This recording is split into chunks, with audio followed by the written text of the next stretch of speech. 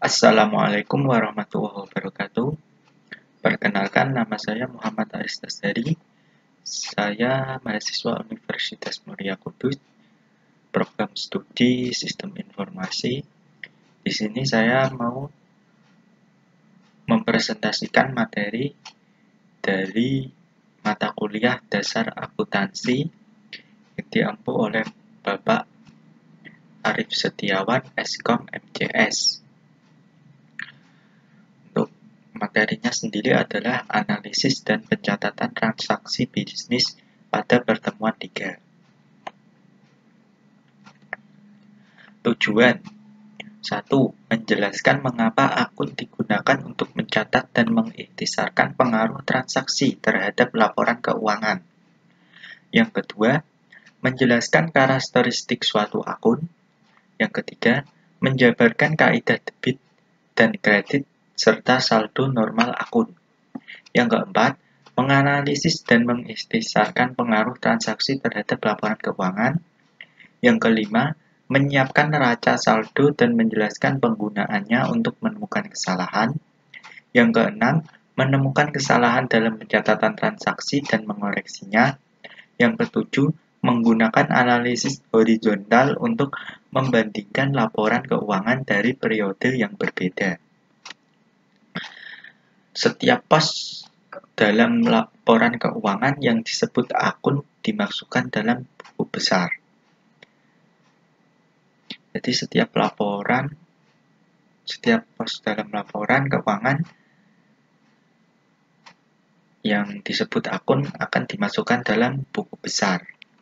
Lanjut, sekelompok akun untuk suatu entitas bisnis disebut buku besar. Jadi sekelompok akun untuk suatu entitas bisnis disebut buku besar. Lanjut, daftar akun dalam buku besar disebut bagan akun. Berarti daftar akun dalam buku bagan akun. Lanjut, klasifikasi utama dari akun. Aset adalah sumber daya yang dimiliki oleh perusahaan. Di sini dicontohkan aset adalah kas, perlengkapan, bangunan, piutang, usaha. Lanjut, setelah itu ada kewajiban. Kewajiban adalah utang kepada pihak luar kreditor. Ini ada utang usaha, hasil bayar, utang gaji. Nah, ini klasifikasi utama dari akun ada aset dan kewajiban. Kita lanjut. Setelah itu ada ekuitas pemilik, adalah hak pemilik atas aset perusahaan. Sini disebutkan modal Klistrak, penarikan Klistrak. Selanjut, ada pendapatan adalah kenaikan ekuitas pemilik sebagai hasil dari menjual jasa atau produk. Sini ada pendapatan jasa, pendapatan komisi. Lanjut, beban. Beban adalah penggunaan aset atau jasa untuk menghasilkan pendapatan. Ada beban sewa, beban gaji, beban utilitas. Kita lanjut. Untuk membantu Anda belajar, suatu akun dapat digambarkan menyerupai bentuk huruf T. Nah, ini contoh dari akun T. Seperti ini, jadi ada sisi kiri dan sisi kanan. Akun T memiliki judul, dan ini judulnya kas. Ini sisi kiri, sisi kanan. Kita lanjut. Sisi kiri adalah debit. Sisi kiri dari akun adalah sisi debit. Lanjut, sisi kanan dari akun adalah sisi kredit. Jadi di sisi kiri adalah debit, untuk sisi kanan adalah kredit. Lanjut. Ini dicontohkan. Ini ada debitnya 3.750, 4.300, 2.900, dan untuk sisi kreditnya ada 850, 1.400, 700, 2.900. Ini jurnal umum. Menyeimbangkan akun T. Nah, di sini pertama jumlahkan sisi debit. Jadi untuk sisi debit dijumlahkan. Setelah itu jumlahkan sisi kredit. Itu menjumlahkan dari sisi kredit ini, yang sisi kanan. Lanjut. Kurangkan total kredit dari total debit untuk mendapatkan saldo akun. Di sini ada 5.100 yang berasal dari 10.950 dikurangi 5.850 dan jadi saldo akun 5.100. Transaksi dan akun neraca. Pada tanggal 1 November, Chris Clark menyetorkan $25.000 ke rekening bank atas nama NetSolution. Di sini untuk kas dari NetSolution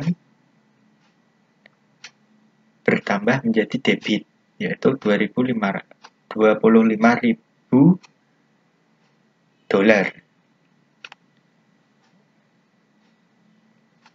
Untuk modal atau modal Cliscrack atau uang Cliscrack menjadi kredit, yaitu $25. Kita lanjut. Pada tanggal 1 November, Cliscrack menyetorkan $25.000 ke rekening bank atas nama NetSolution. Nah, seperti yang tadi, dampak dari jurnal ini di buku besar. Di kas NetSolution menjadi debit, yaitu $25.000. Untuk modal atau uang Cliscrack menjadi kredit, yaitu $25.000. Kita lanjut.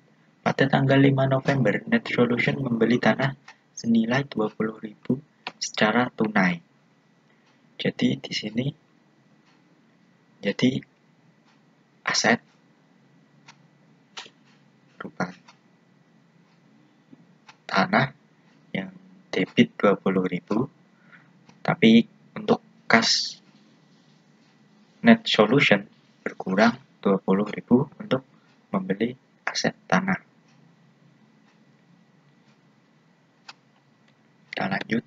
Pada tanggal 5 November, NetSolution membeli tanah senilai $20.000 secara tunai. Dampak dari jurnal ini di buku besar. Pada November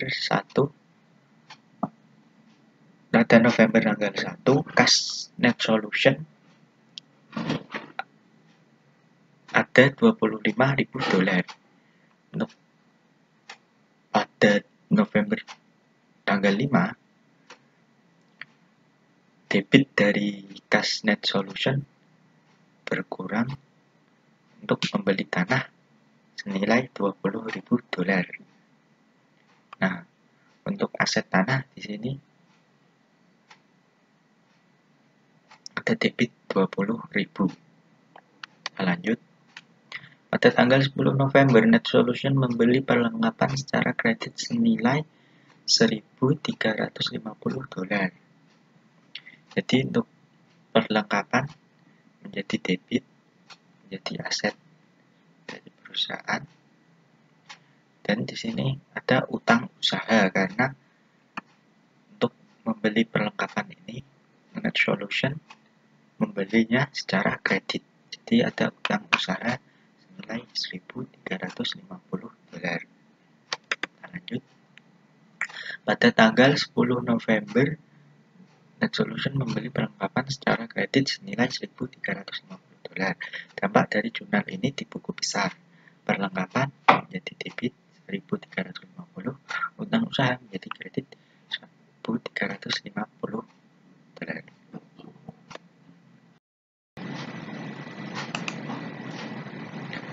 Lanjut, pada tanggal 30 November, Net Solution membayar kreditor sebesar $950. Jadi di sini utang usaha debit sekitar $950. Jadi untuk pelunasan di sini ada $950. Untuk kasnya berkurang menjadi $950. Berkurang $950 untuk membayar utang usaha. Kita lanjut. Terima kasih. Jadi itulah video presentasi materi ketiga mata kuliah dasar akuntansi yang diambil oleh Bapak Arif Setiawan, Eskom MCS.